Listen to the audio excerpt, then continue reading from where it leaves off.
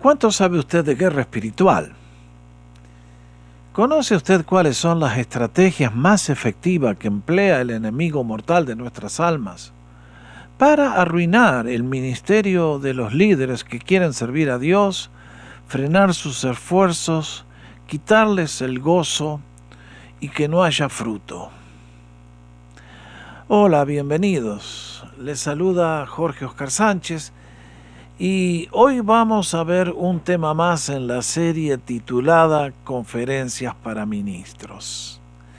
Mi tema lo tienen en la pantalla, es el pastor y la guerra espiritual. Este es un tema candente, necesario, urgente, importantísimo. Por lo tanto, lo invito a que tome un papel, un lápiz, tome nota, porque vamos a estar hablando cosas que son tan increíblemente normales que cuesta creer que detrás de todo lo que voy a estar hablando están los tentáculos enormes del enemigo mortal de nuestras almas. Permítanme comenzar entonces con esta próxima transparencia donde les quiero hablar de la realidad de la guerra espiritual. Al hablar de guerra espiritual, Pablo nos enseña, pues aunque andamos en la carne, no militamos de acuerdo a las fuerzas humanas de la carne, porque las armas de nuestra lucha no son carnales. Marque bien el término lucha, guerra, conflicto extendido, sino poderosas en Dios para la destrucción de fortalezas. Y 2 Corintios nos agrega, para que Satanás no gane ventaja alguna sobre nosotros, porque no ignoramos marca el término maquinaciones, sus estrategias, sus metodologías, la forma en que él opera. Cuando a todo esto ustedes y yo le agregamos el párrafo de Efesios 6, vaya que tenemos tema para hablar. Ahora, permítanme decirle los límites de mi tema en este día. Y es que no vamos a hablar, por ejemplo, de la realidad en el sentido de la misión que tenemos que continuar, que Jesucristo comenzó y nosotros continuamos llevando libertad a los cautivos. No voy a hablar de Carlos Anacondia. Más bien quiero hablar del contraataque que Satanás siempre emplea para aquellos que quieren penetrar su reino de oscuridad con la luz del Evangelio. Es por eso que, frente a este tema, a lo largo de los años, creo que la Iglesia ha caído en uno de dos extremos y los dos son muy erróneos y destructivos. Para ilustrarlo un poquitito con algo más actual, no sé cuántos de ustedes están familiarizados con el nombre de Lech Walesa. Esta era una familia de equilibristas que se hicieron famosos en todo el mundo por sus espectáculos en el circo, cruzando edificios, sobre una cuerda. Y un buen día Lech Walesa, que ya era un señor mayor, decidió hacer una demostración en Puerto Rico. Allí en la capital, en San Juan, puso la cuerda entre dos edificios, no sé la altura, pero era bastante. Decidió invitar a todo el mundo, las cámaras de televisión, para que lo vean cruzar, haciendo ese desafío gigantesco. Lo triste es que las cosas no salieron bien. Y Lech Walesa perdió el equilibrio y en consecuencia cayó al vacío y perdió la vida. La pregunta es esta: ¿qué tal si alguien me hubiera dicho, ¿y de qué lado cayó Walesa? ¿De la derecha o de la izquierda? Y uno diría, ¿qué diferencia hace? El hombre perdió la vida. Bueno, en las cosas de guerra espiritual los pastores han caído siempre en uno de dos extremos. Están aquellos que le dan demasiada importancia y están aquellos que ignoran el tema por completo. Los dos extremos son peligrosos. En realidad, Satanás está siempre activo. Él estudia a los pastores. Me temo que los pastores no estudian al diablo como él nos estudia a nosotros. Por eso, en esta guerra, siempre hay un vencedor y un vencido. Y me temo que son más los que vence el diablo que los pastores que lo derrotan a él. Lo que quiero decir es que hay personas que este tema es el tema de todos los días. Se cae un pelo en la sopa y empiezan a reprender al demonio de peluquería. ¿Qué sé yo? No sé, hay locos extremistas. Y después están los que ignoran el tema. Los que dicen, nah, come on, esto es cosa de la Edad Media. Usted no me va a venir a mí con esto de que Satanás... Pero la realidad, queridos, es que Satanás infiltra vidas, familias, iglesias, seminarios en forma especial, porque allí es donde se entrenan los futuros ministros, y entonces si logra influenciar a los futuros líderes del rebaño, tiene la batalla ganada. Es por eso que ustedes y yo tendríamos que tener siempre muy presentes la afirmación que nos hace el apóstol Pedro en primera de Pedro 5:8, perdón por la repetición: sean sobrios y velen, porque vuestro adversario, enemigo, el diablo, como un león rugiente, anda alrededor buscando a quien devorar. Y acá nos dice, busca devorar a todos menos al pastor. Hermanos, si su nombre no está escrito en la Biblia, el diablo, como un león rugiente, está buscando devorarlo a usted. Ahora, este es nuestro conflicto. Tantas veces quiero recordarles que el ministerio no conoce términos medios. Nos elevará a las cumbres más sublimes de grandeza y gozo, y también nos enterrará en los valles más oscuros de desesperación. Porque el diablo nos va a prender fuegos, incendios, problemas. Y note bien, hace un tiempo compartía con ustedes el tema de liderazgo, y allí notamos que el diablo siempre viene a través de aquellos que se espera que sean nuestros aliados. La mayoría de las veces utiliza a los mismos hijos de Dios para lograr sus propósitos nefastos. Es por eso que quiero llevarlos a la próxima transparencia y hablar de 5 estrategias satánicas que debemos reconocer. Allí les pongo la cita de Génesis 3:1. La serpiente era más astuta que todos los animales del campo que Jehová Dios había hecho. El término que nos interesa es astuta. Es un término amplio que implica la habilidad de disfrazarse, de utilizar métodos, estrategias que son imposibles de discernirlos. No se olvide, Satanás no fabrica billetes de $3. Él emplea un billete de 1 o de 100 que es tan parecido al original que alguien dice, no, deja de embromar, esto no es del diablo. ¿No ves que esto es así? Bueno, lo cierto es esto, que el Señor nos dijo que el trigo y la cizaña crecerían juntas y serían tan idénticas que separarlas era imposible. Por lo tanto, eso sería su trabajo en el juicio final. Lo que quiero decir es que el diablo es astuto, viene disfrazado, vino como amigo para Eva y en el día de hoy viene también de la misma manera hacia nosotros, diciéndonos, mira lo que te traigo, fíjate.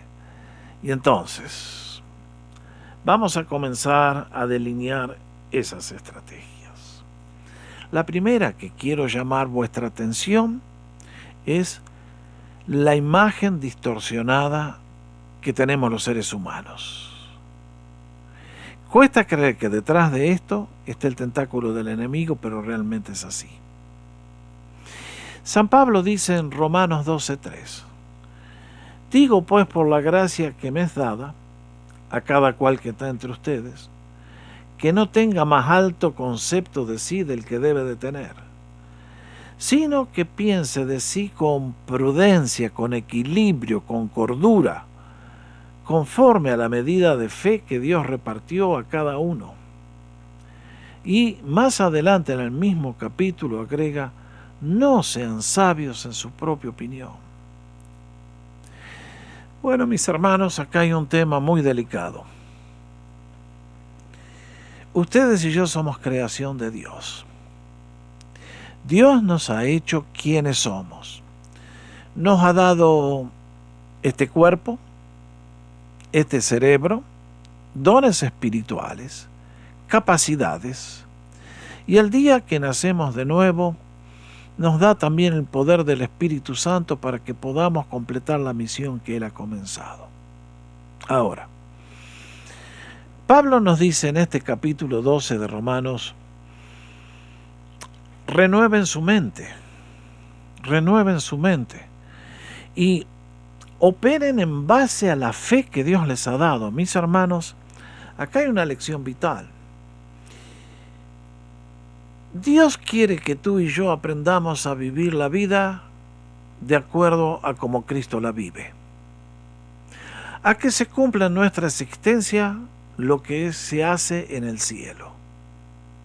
Eso está en el Padre Nuestro. Pero ustedes y yo tenemos que renovar nuestra mente. Porque por naturaleza ustedes y yo somos personas que tendemos a apoyarnos en nosotros mismos en lugar de apoyarnos en Dios. Y es por eso que vamos a los dos extremos. Están aquellos que son los fanfarrones eternos, los pedantes, que se creen que ellos están por sobre las circunstancias de la vida, por sobre todos los demás y hasta por sobre Dios y el diablo. Bueno, ahí hay un peligro. El libro de los Proverbios nos enseña, antes de la caída siempre aparece la soberbia. Un día Pedro se sintió tan seguro, todos los demás podrían negarlo, pero él no. Al rato estaba negando al Señor, como ustedes y yo conocemos la historia. Por lo tanto, Pablo nos advierte, cuidado, compañeros de milicia, seamos sabios, no nos creamos lo que no somos. El ministerio es por la gracia de Dios. Y por lo tanto, de nuestro ser debe fluir el Señor. No es algo que nosotros hacemos con la vanidad de la mente, los conocimientos académicos, con todas esas cosas que son muy necesarias, pero guarda, porque si desarrollamos una imagen distorsionada, la presencia del Espíritu Santo se va a retirar. Sansón un día se sentía tan seguro de sí mismo. Pensó que jamás podría caer, que el poder que se le había dado era eterno y él no tenía que hacer nada, más bien abusar la gracia de Dios. Y bueno, no hace falta contar la historia. Ustedes conocen el fin.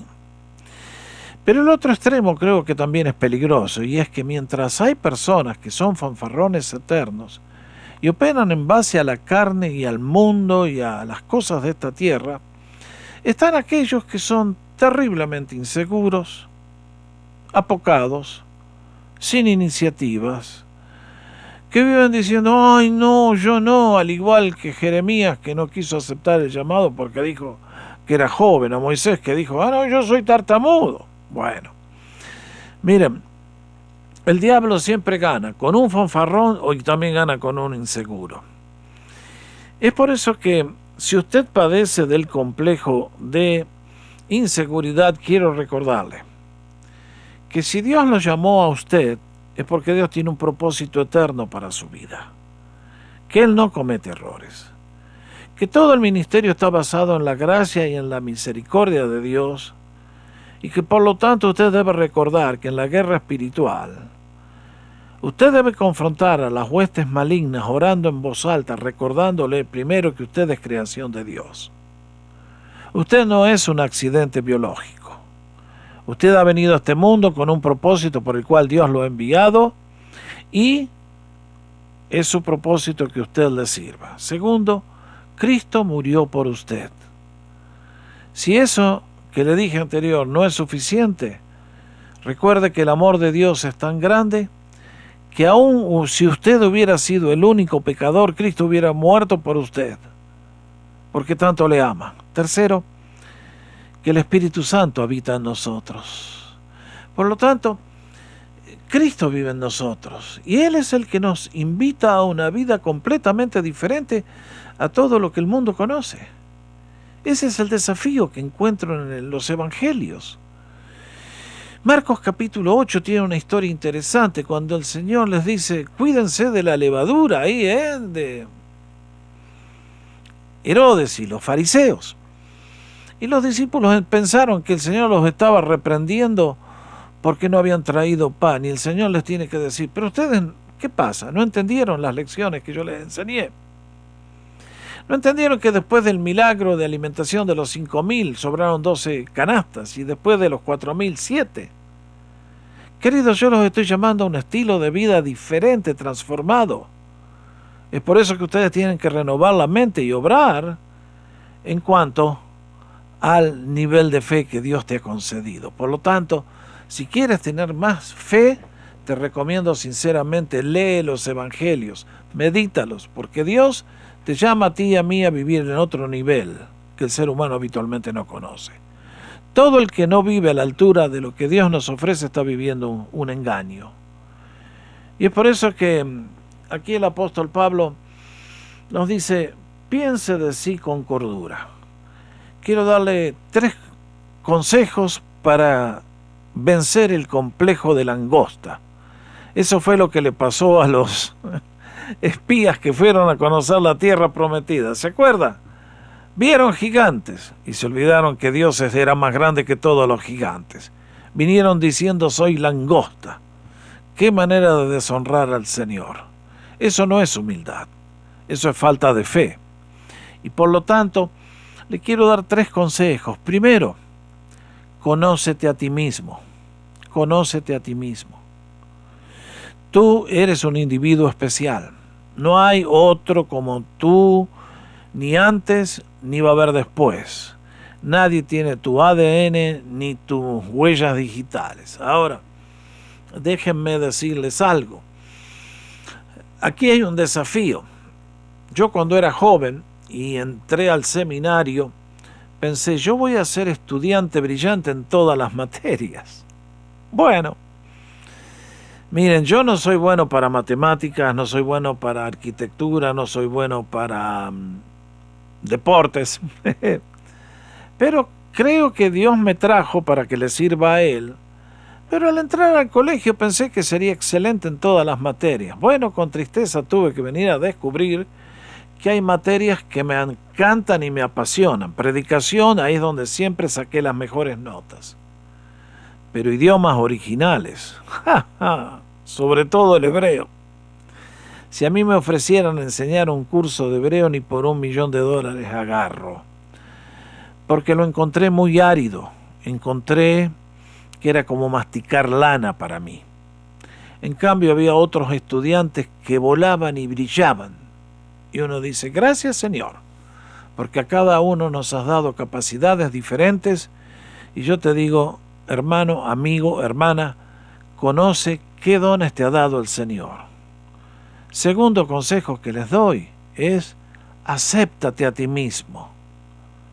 Dale gracias al Señor que te hizo como te hizo. Sí, lógicamente, a mí me hubiera gustado ganar los millones de Messi, ¿eh? Ah, claro. Pero no, Dios me hizo quien me hizo Jorge Oscar Sánchez y me ha dado las capacidades que me ha dado y estoy contento de ser Jorge Oscar Sánchez y no otra persona. Inclusive en el ministerio. Nunca debemos caer en la trampa de la envidia pensando, bueno, si tuviera los dones de Carlos Anacondia o de Martín Lutero, qué sé yo, no sé qué ejemplo darles. No, seamos felices en el lugar donde Dios nos ha llamado a servir y allí podemos hacerlos de una manera efectiva. Tercer consejo, juega en la posición donde estén tus puntos fuertes. Un día llegué para ser profesor en un colegio bíblico y me dijeron, Jorge, ¿qué te gustaría enseñar? Y les dije, las materias pastorales. predicación, liderazgo cristiano, métodos de estudio bíblicos, epístolas pastorales, temas que tuvieran que ver con el ministerio, esos temas que tienen que ver con las cosas prácticas, donde las ruedas tocan el pavimento. No, si me hubieran ofrecido idiomas originales hubiera dicho no, inviten a otro. Yo no nací para eso. Por lo tanto, confío, y mi oración es que donde quiera que esté sirviendo usted, aproveche las capacidades buenas que Dios les ha dado. Explote eso. Y estoy seguro que alrededor suyo hay hermanos que pueden hacer aquellas otras cosas para las cuales a usted le cuesta un Perú, como decíamos. Vamos entonces a la segunda de las cualidades. Estrategias que Satanás emplea. La primera es el tema de la imagen distorsionada. Tengan una imagen propia adecuada. Segundo, la ruta de la sensibilidad exagerada. Allí les pongo esta frase que para mí ha sido tan alentadora a lo largo de todos los años que he servido al Señor. Segunda de Corintios 4:1, por lo cual, teniendo nosotros este ministerio según la misericordia que hemos recibido, no desmayamos.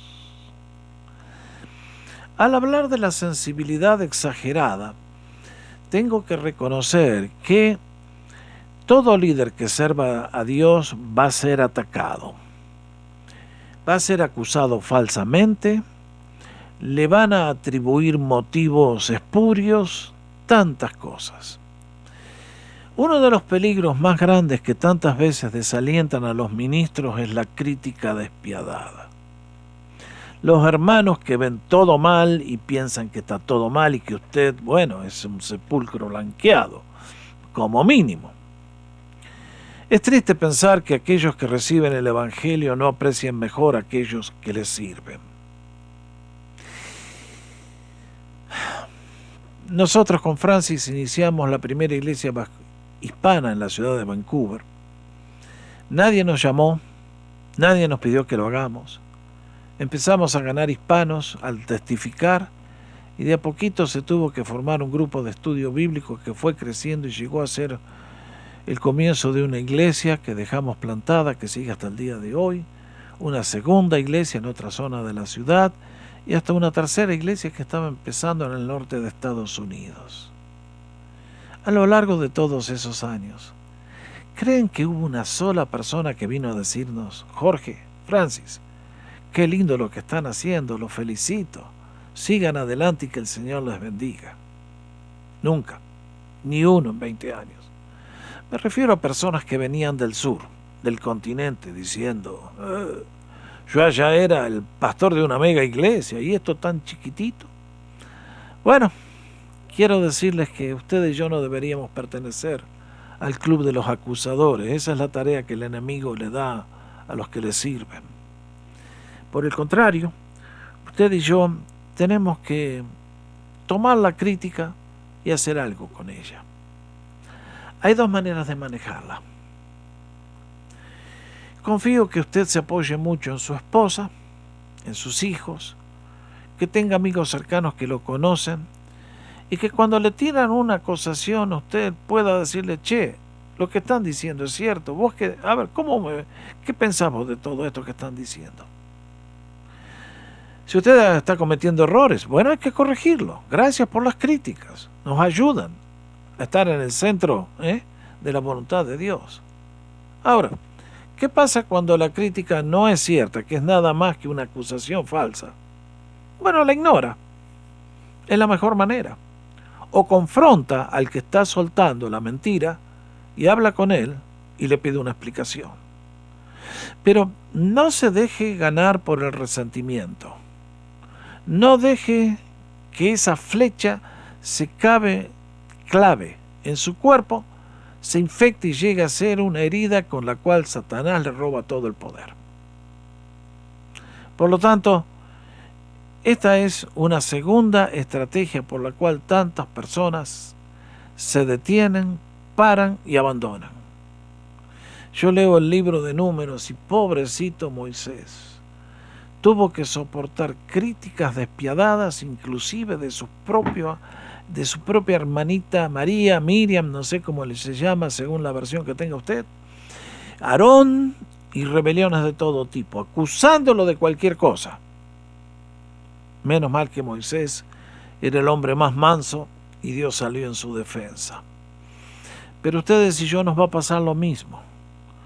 No vayamos a caer en la trampa. Un día escuchaba a un predicador muy conocido acá de la televisión que decía: el ministerio es siempre fan, siempre es diversión. No sé dónde sirve a Dios, ese debe servirlo en Júpiter, porque el ministerio es lucha espiritual, querido, y hay momentos de tensiones, pero ustedes y yo tenemos que no caer en la trampa del resentimiento y las heridas que nos causan por acusaciones falsas y la crítica indebida. Guarda, detrás de todo eso está el tentáculo del enemigo. Déjenme entonces llevarlos a la tercera estrategia. La ruta de la falta de disciplina personal. Bueno, acá hay un tema muy largo y delicado. Pablo, hablando a Timoteo, le dice: esfuérzate. ¿Se acuerdan la versión del 60? Procura con diligencia presentarte a Dios aprobado, como obrero que no tiene de qué avergonzarse y que interpreta rectamente la palabra de verdad. Mis hermanos, aquí Pablo le recomienda a Timoteo: hace un esfuerzo, querido. Hace un esfuerzo denodado, porque la vida es, el ministerio, nos dice Pablo en Filipenses, es como la carrera de un atleta, y hay que luchar para llegar a la meta. La carrera no se gana siendo débiles, lentos, perezosos. Y aquí hay un tema muy delicado, mis hermanos, y es que una de las rutas que Satanás emplea para desvirtuar la obra de Dios es hacer que el ministro se convierta en alguien flojo. En este caso, ustedes saben que los ministros se confían en nosotros. La iglesia que nos contrata, que nos encomienda, nos da libertad de acción. No nos van a pedir: a ver, ¿qué estuviste haciendo? No nos van a estar supervisando: ¿qué estás haciendo hoy? ¿Qué estás haciendo cada 5 minutos? No. Ellos confían de que ustedes y yo estamos como un atleta. Cuando nadie lo ve, está en el gimnasio, está corriendo en la pista, se está preparando para el evento mayúsculo en el cual tiene que presentarse. Y es por eso que en el ministerio es igual. A mí nadie me supervisa, pero entonces ¿yo qué puedo hacer? Bueno, me voy de pesca, me pongo un trabajito por ahí al costado. ¿Qué tal? Vendo seguros.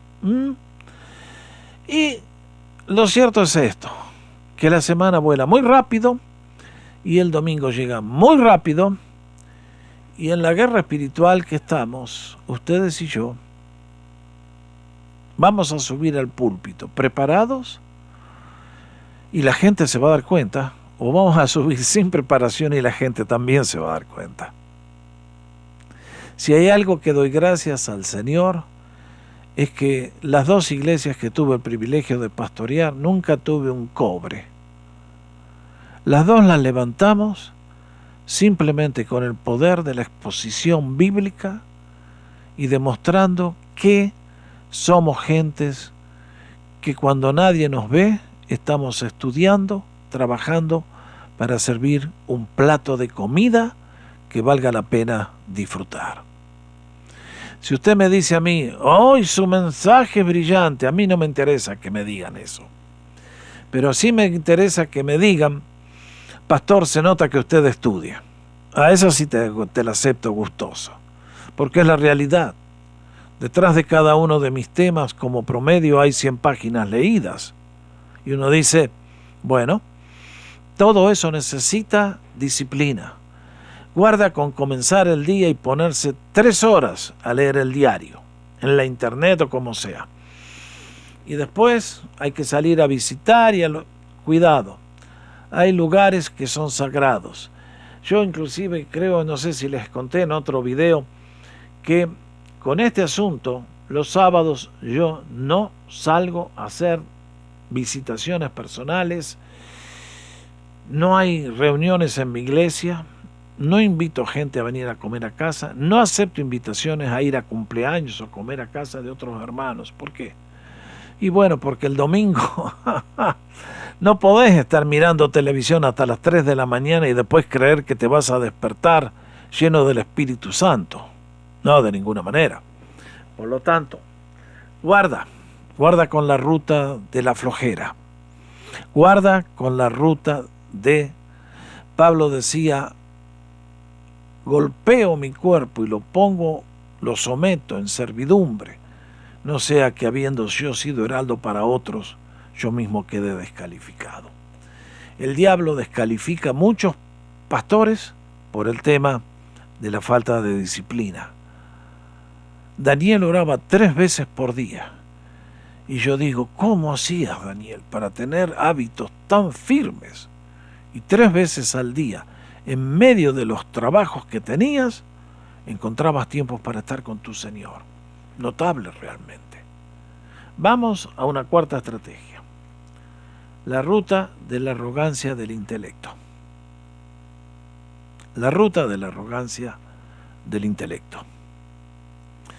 Acá hay algo que ha socavado a la iglesia y la ha destruido a lo largo de todos los siglos. El apóstol Pablo, escribiendo a los creyentes en Colosas, les dice: miren que nadie los engañe. Ahí está, atrás de la mano del enemigo a través de sus esbirros. Por medio de filosofías y huecas sutilezas basadas en las tradiciones de los hombres, conforme a los elementos del mundo y no según Cristo. Bueno, acá tenemos una larga y complicada. El otro día un hermano me preguntaba: pastor, ¿cuándo va a empezar la apostasía? Pensaba que la apostasía, alguien iba a sonar un silbato y decir: ¡apostasía! ¡Vamos ahora! No, queridos, la apostasía ya está.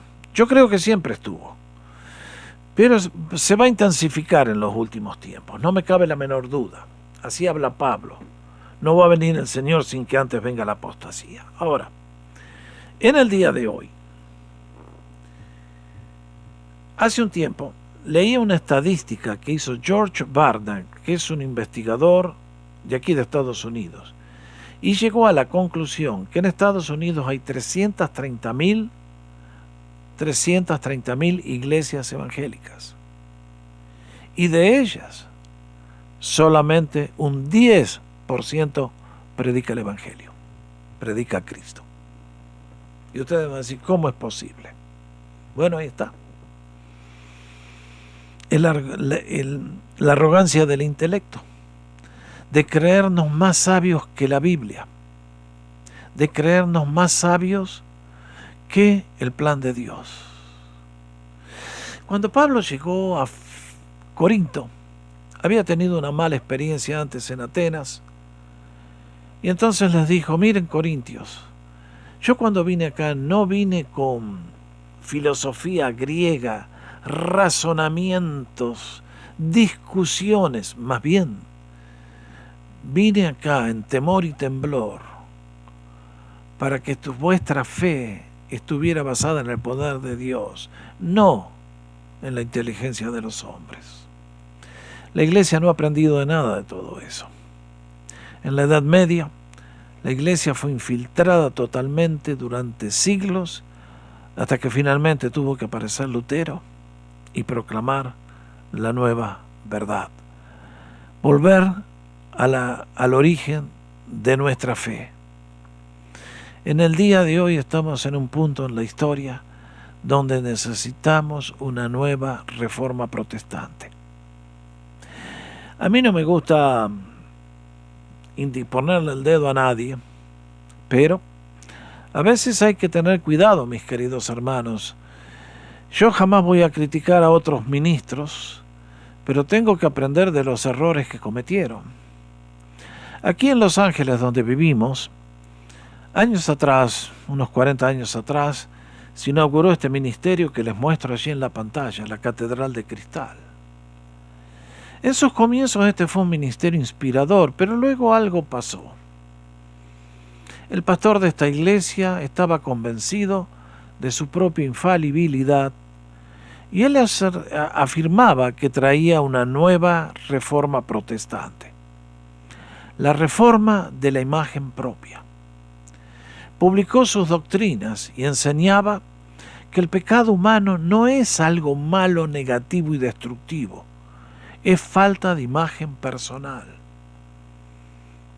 Interesante. Me pregunto qué imagen desgraciada tiene que haber tenido Hitler para que por falta de imagen lanzó al mundo y perdimos 65 millones de vidas. Bueno, ahí está. Este hombre decía, cuando una iglesia tiene problemas económicos, no son problemas económicos, es falta de esto. Coco. ¿Cuál sería el final de la historia?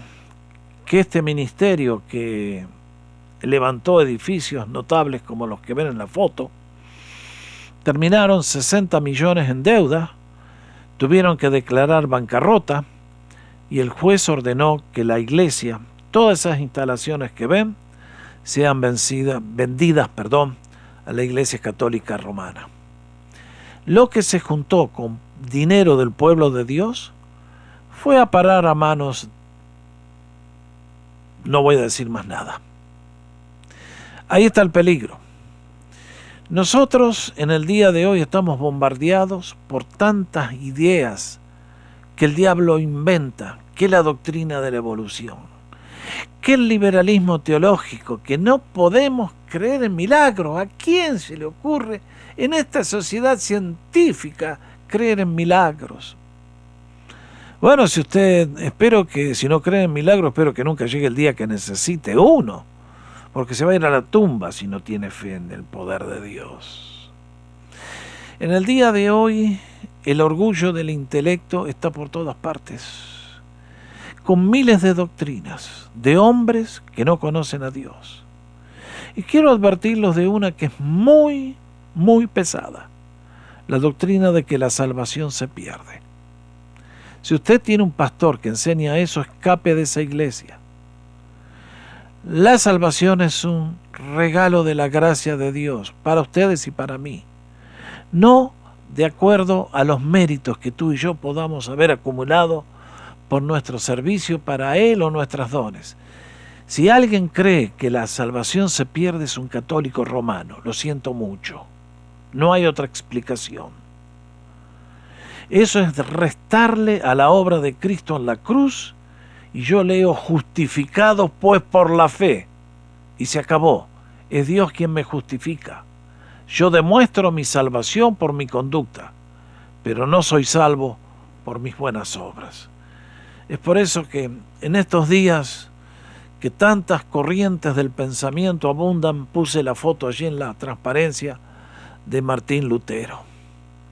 Porque Martín Lutero, a toda esta generación que decía, nosotros estamos por sobre la Biblia.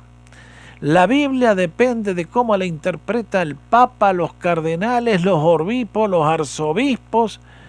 Y Martín Lutero cayó como una tonelada de piedras contra ese modo satánico de pensar y dijo, sola escritura. Ese es un mensaje que se tiene que predicar en los seminarios del día de hoy, en muchos de ellos, no en todos, pero en muchos, y en muchas iglesias y en muchas denominaciones, porque la iglesia ha entrado en predicar, bueno, ustedes saben. ¿Se imaginan ustedes un día a Cornelio? Conocen la historia. Cornelio era un hombre más fiel que miles de pastores en el día de hoy. Buscaba a Dios, ayunaba, daba limosnas, construyó una sinagoga. Pero a Cornelio le faltaba algo. ¿Qué le faltaba? conocer a Jesús. Cornelio no era salvo. Y es por eso que sus oraciones fueron contestadas y Dios le envió a Pedro. Y demos gracias que Pedro no era un predicador que llegó a la casa de Cornelio para hablarle de la prosperidad material o cualquiera de cómo tener intimidad con mi esposa. Por favor. Pedro abrió su boca, nos dice, y comenzó a predicar a Cristo. Ojalá me pudieran escuchar los pastores que me están viendo y les aconsejo que hagan lo que yo hice. El día domingo era para Jesús en el culto, no para tratar la reforma migratoria, ni la reconciliación racial, ni el último problema social. Mis queridos, todos esos son problemas reales, pero son para la semana. El púlpito está reservado para la predicación de Cristo y el Evangelio. Después, durante la semana, tratamos todos los otros temas. Pero en el día de hoy, el clamor en los púlpitos y en los bancos es: queremos alimentos sólidos, queremos palabra de Dios, queremos predicadores que abran el tesoro y nos den a conocer las riquezas inescrutables de Cristo, como nos enseña Pablo en Efesios 3, capítulo 3, versículo 8. Por lo tanto, predique la Biblia, no dude, anuncia a Cristo, guarda con la estrategia del diablo de predicar, enviar a la gente con leche aguada. Pablo decía: no somos como los demás, que se hacen ricos medrando con la palabra de Dios. Es interesante el término medrar, significa echarle agua a la leche. No hace falta agregar más nada. Quinta estrategia, el peligro del deslizamiento inconsciente. Acá hay una delicada. ¿Qué quiero decir? Es que ustedes y yo comenzamos a servir y servimos con entusiasmo, con fuego, vienen las bendiciones, el ministerio crece, la iglesia se expande. Y Dios comienza a bendecirnos y vienen sus lluvias de bendiciones y ahí viene el peligro. Y como decía hace un rato, comenzar a creernos de que la bendición de Dios se debe a mi inteligencia superior o a mis dones o a mis habilidades. Y entonces yo, al igual que Samson, de tanto en tanto me puedo mandar alguna excursión a la provincia apartada junto con el hijo pródigo y darnos algunos gustitos. Mis hermanos, nadie cae de punta. En México se usa la expresión un clavado. Gente que se tira de una colina de 100 metros al fondo del mar. Y pueden perder la vida en un clavado. Dura un segundo. En el ministerio nadie pega un clavado. Te vas deslizando de a poquito. Es entonces que ustedes y yo tenemos que recordar de que hay un peligro, y es que no nos vaya a pasar, y es que tropecemos en la línea de llegada. Esto es triste, a muchos les pasa. Salomón, cuando era viejo, se le dio por hacerse el loco con las faldas. La consecuencia fue que arruinó a su hijo. Es por eso que me gusta esta frase de el apóstol Pablo, Arquipo, escribiendo a los creyentes de Colosas. Al final de la carta tiene esta nota personal diciendo: digan Arquipo, mira que cumplas el ministerio que recibiste en el Señor. Mira que cumplas el ministerio que recibiste en el Señor. Es Cristo quien nos comisiona, es Cristo quien nos da el poder, es Cristo que nos usa. Pero hay un peligro, que en la medida que nuestras fuerzas físicas van decayendo, corremos el peligro de no saber hacer la transición. Y guarda, porque mientras les estoy hablando de las trampas del intelecto que diablo usa, muchas veces puede utilizar las otras, las más comunes, y tantos ha hecho caer. Me gustó mucho una frase que escuché del doctor Howard Hendricks. Se las pongo ahí en la pantalla.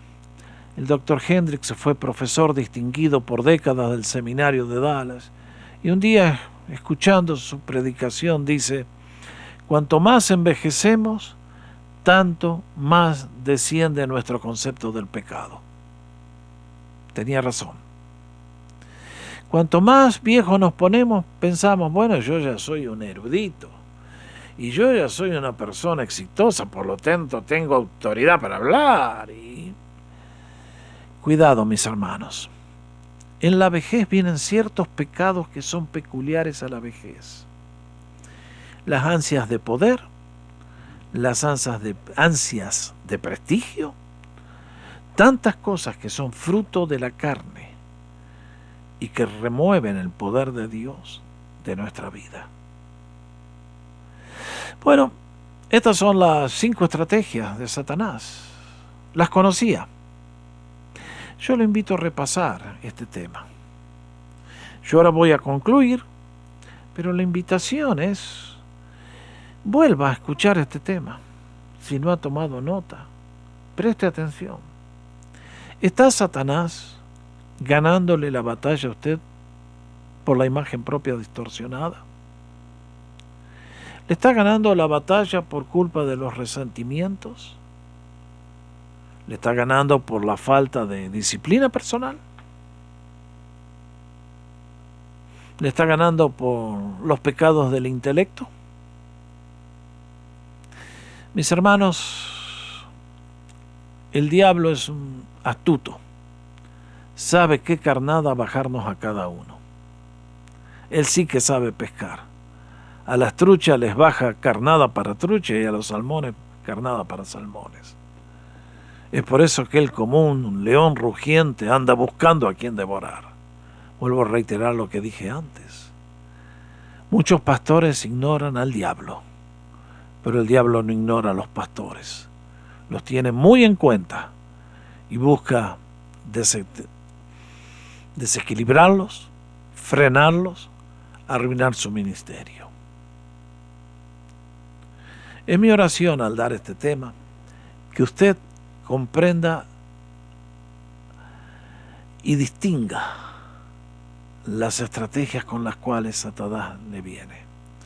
Es por eso que le digo, todos necesitamos renovar nuestra mente, vivir en el nivel de fe, y a mí me encanta esta exhortación del apóstol Pablo y con ella concluimos. ¿No saben que los que corren en el estadio, todos a la verdad corren, pero uno solo se puede llevar el premio? Corran de tal manera que lo obtengan.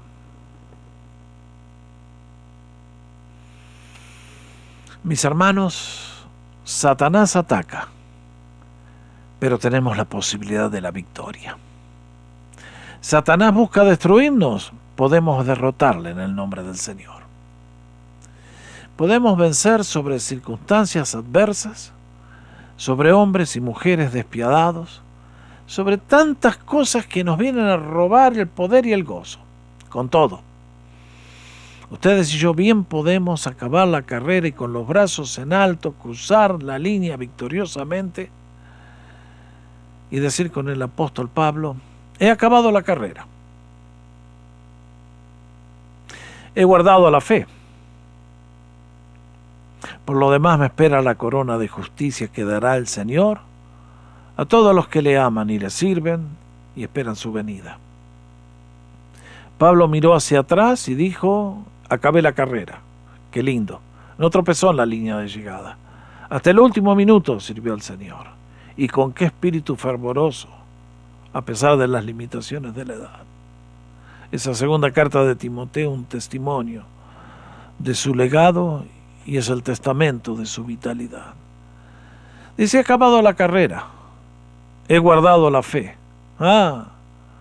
Es la fe que pierden tantos ministros por las trampas que el diablo nos da. Y dice: mirando hacia adelante, ahora tengo y me espera la corona de justicia. Por lo tanto, mis amados, al compartir este tema, mi único deseo es: guarda, estamos en lucha.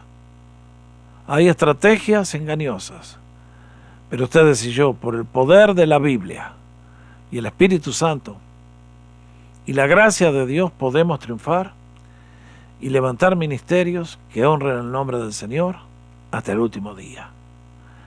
Que si el Señor vuelve hoy, nos encuentre con brazos llenos de fruto para gloria de su nombre.